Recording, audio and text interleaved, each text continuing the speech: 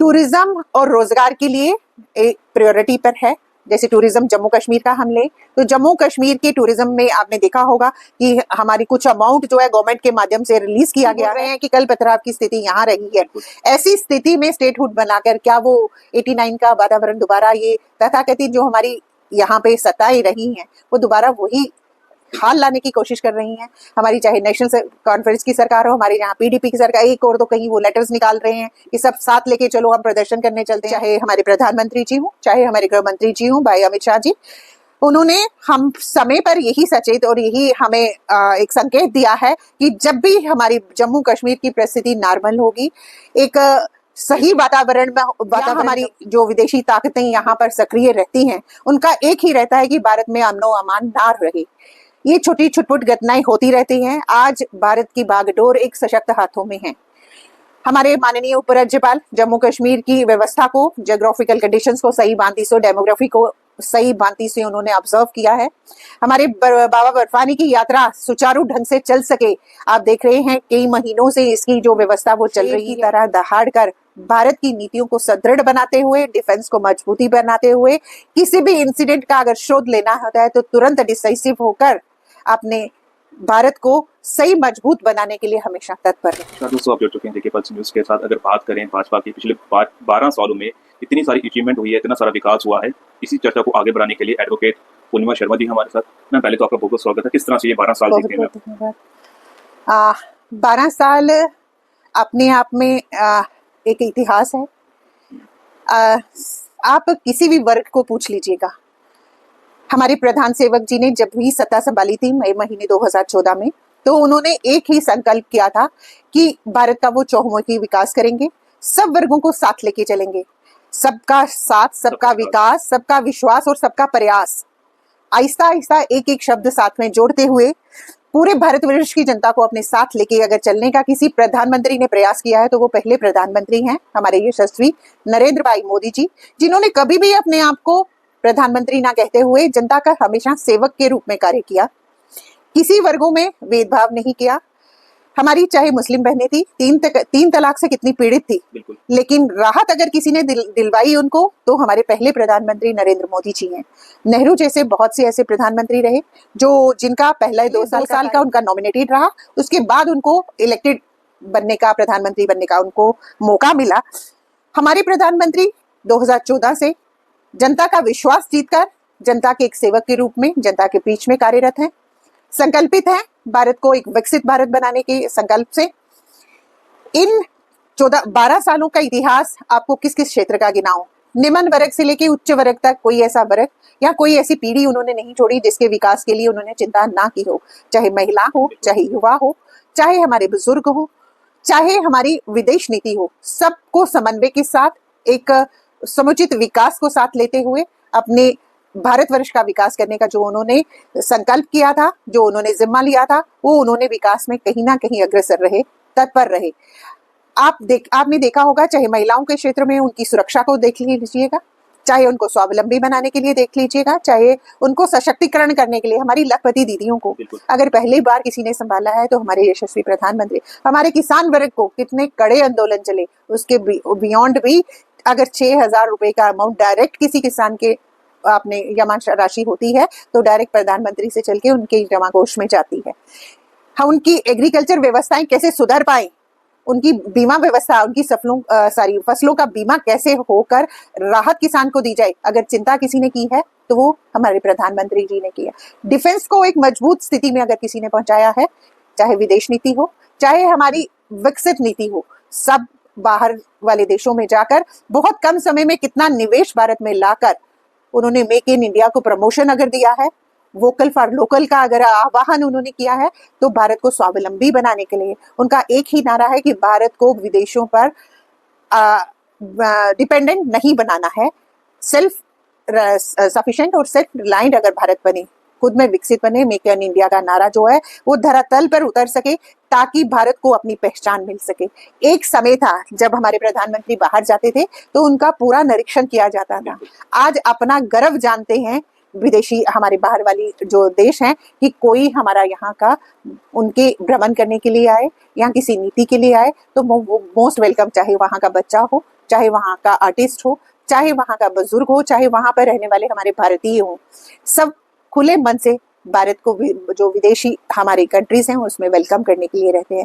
ये अपने आप की स्वावलंबी भारत, एक मजबूत भारत, एक विकसित भारत का आह्वान जो उन्होंने किया था वो करके दिखाया।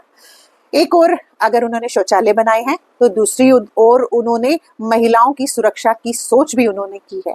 एक और अगर उन्होंने मस्जिदों मंदिरों का निर्माण किया है तो दूसरी ओर उन्होंने सब जो जितने वर्ग हैं उनको भी पूजा पद्धति में उनको इंडिपेंडेंस दी है।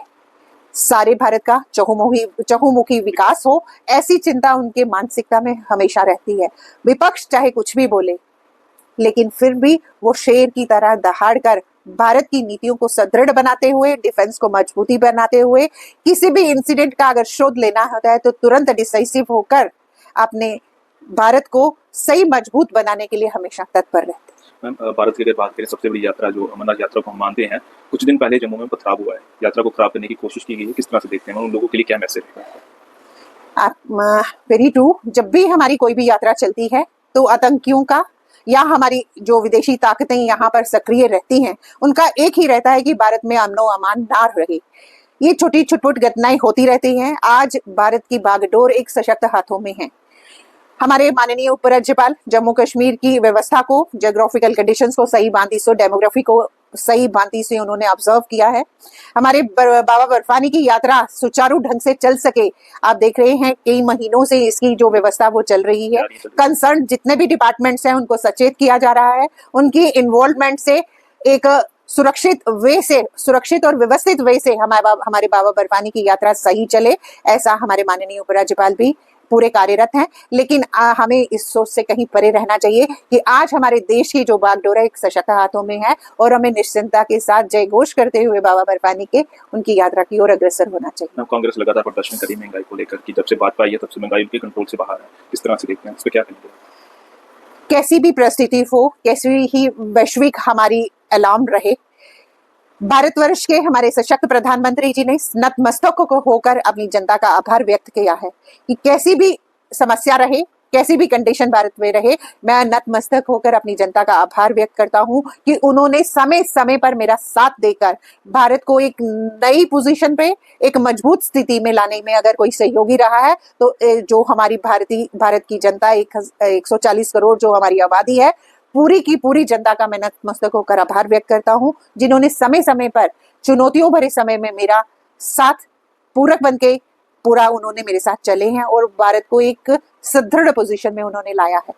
डॉक्टर साहब का एक स्टेटमेंट आया था कुछ दिन पहले, उन्होंने स्टेटहुड के लिए कुछ कहा है कि पीएम हमारे वादा किया था कि आपको जल्दी से जल्दी स्टेटहुड मिल जाएगी, इसका क्या विचार है आपको? डेफिनेटली चाहे हमारे प्रधानमंत्री जी हो, चाहे हमारे गृह मंत्री जी हो भाई अमित शाह जी, उन्होंने हम समय पर यही सचेत और यही हमें एक संकेत दिया है कि जब भी हमारी जम्मू कश्मीर की परिस्थिति नॉर्मल होगी, एक सही वातावरण जम्मू कश्मीर का होगा, तो स्टेटहुड का वादा उन्होंने हमेशा किया है।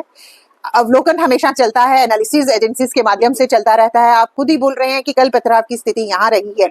ऐसी स्थिति में स्टेटहुड बनाकर क्या वो 89 का वातावरण दोबारा, ये तथाकथित जो हमारी यहाँ पे सत्ताएं रही हैं, वो दोबारा वही हाल लाने की कोशिश कर रही हैं। हमारी चाहे नेशनल कॉन्फ्रेंस की सरकार हो, हमारे यहाँ पीडीपी की सरकार, एक और तो कहीं वो लेटर्स निकाल रहे हैं कि सब साथ लेके चलो हम प्रदर्शन करने चलते हैं, दूसरा कहीं और चलता है। तो ऐसी जो इंसिडेंट्स हैं, हमारी जो केंद्र नेतृत्व है भलीभांति परिचित हैं कि कब कैसी पोजीशन होगी और जम्मू कश्मीर को स्टेटहुड देना है, वादाप्रस्त है और वो स्टेटहुड हमें मिलकर रहे। ऑपोजिशन का कहना है जब से भाजपा आई है तब से बेरोजगारी आ गई है, महंगाई आ गई है, नशा आ गया है, चिट्टा जो भी एलजीमो सिन्हा ने एक मुहिम भी चलाई जिसको शायद 4 से 7 दिन हो गए हैं, नशा खत्म भी हो रहा है, तो लेकिन ऑपोजिशन कहती है जब से अब भाजपा आई है तब से ये आया है, इसकी कितनी सच्चाई है बताएं थोड़ा। इस पे आपने देखा होगा पिछले दिनों ही एक कड़ा डिसीजन हमारा डिफेंस वालों के माध्यम से लिया गया है कि 15 किलोमीटर के अंतर्गत जो भी हमारी इलीगल हमारी इमारतें बनी होंगी उनकी डिमोलिशन होगी और उस एरिया के अंदर जितने भी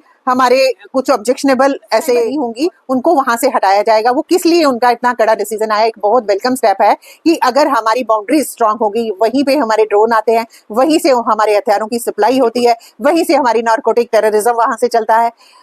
कहने को तो बहुत कुछ है, लेकिन आज कहीं ना कहीं राहत मिल रही है। अगर माननीय उपराज्यपाल जी ने 100 दिन का हमारा जो अभियान है, आपने देखा होगा कोई ऐसा हमारा जम्मू प्रोविंस का रीजन नहीं रहा, जम्मू क्या कश्मीर प्रोविंस का ऐसा रीजन नहीं रहा होगा जहां पे इसकी अवेयरनेस नहीं की जा रही। कड़े से कड़े जो स्टेप्स हैं वो नहीं लिए जा रहे। जो भी जहां पे ऐसी हमें अंदेशा होता है कि ऐसी नारकोटिक्स की गतिविधियां चलती हैं, डोमोलेशंस चल रही हैं, अपराधियों की तरफ जो है कड़े जो है वो संकेत किए जा रहे हैं, आने वाले दिनों में आप देखेंगे। लेकिन with the participation of people, कोई भी अगर कानून बनता है हमेशा सफल तभी होता है जिसमें पार्टिसिपेशन हमारी लोकल्स की रही।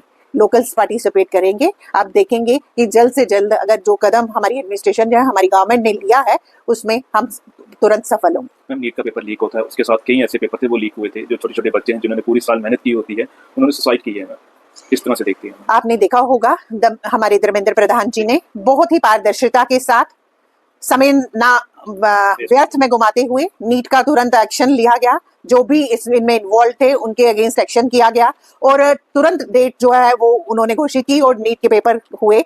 और जो आने वाले दिनों में जितने भी जो पेपर्स होंगे उसमें पारदर्शिता बने रहे, सही ढंग से हो और लीक की व्यवस्था को इरेज किया जाएगा, ऐसा प्रयासरत है सरकारें। कई ऐसे रीजंस रहते हैं जिन कारणों से ये ऐसे छोटे मोटे जो इंसिडेंट्स हो जाते हैं और हमारे विद्यार्थी वर्ग जो है वो कहीं ना कहीं डिमोरलाइज हो जाता है। लेकिन आपने देखा होगा कि सरकार हमेशा तत्पर रही है पारदर्शिता लाने के लिए और अपराधियों के अगेंस्ट जो है वो तुरंत कार्रवाई करने के लिए। मैम, टूरिज्म और रोजगार के लिए भाजपा क्या करने वाली है आने वाले सालों में? टूरिज्म और रोजगार के लिए एक प्रायोरिटी पर है। जैसे टूरिज्म जम्मू कश्मीर का हम ले तो जम्मू कश्मीर के टूरिज्म में आपने देखा होगा कि हमारी कुछ अमाउंट जो है गवर्नमेंट के माध्यम से रिलीज किया गया है और कुछ ऐसे हमारे टूरिस्ट डेस्टिनेशन हैं उनको भी पिन पॉइंट किया गया है जिनकी डेवलपमेंट जो है वो गति के साथ चलेगी। आप आने वाले दिनों में देखोगे कि जम्मू कश्मीर में की डेवलपमेंट तो हो ही हो रही है, लेकिन जम्मू की जो टूरिस्ट डेस्टिनेशन है या हमारे रिलीजियस डेस्टिनेशन है उसमें तुरंत जो है हमारे महामहिम जो है उपराज्यपाल वो खुद अपने हस्तक्षेप के कारण उनकी डेवलपमेंट के लिए तत्पर रह रहे हैं। धन्यवाद हमसे बात करने के लिए। शुक्रिया। तो ये थे एडवोकेट पूर्णिमा शर्मा, पूरी आपने बात सुनी, अपनी राय कमेंट बॉक्स में जरूर रखें और इस वीडियो को जितना हो कितना शेयर करें। अगली अपडेट के लिए बने रहें जेके पल्स न्यूज़ के साथ। धन्यवाद।